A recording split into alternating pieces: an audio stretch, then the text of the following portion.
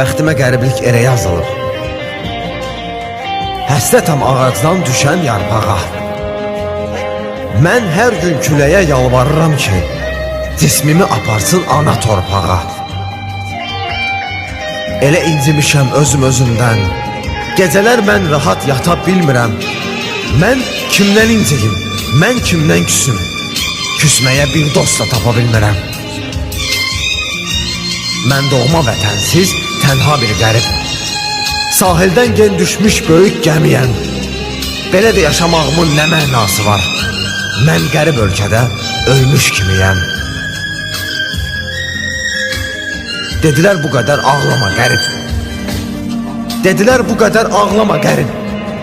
Dedi ki qəriblik ömrümü yedi. Özgə bir ölkədə vəfat edənin ruhu da bilir ki qəriblik nədir.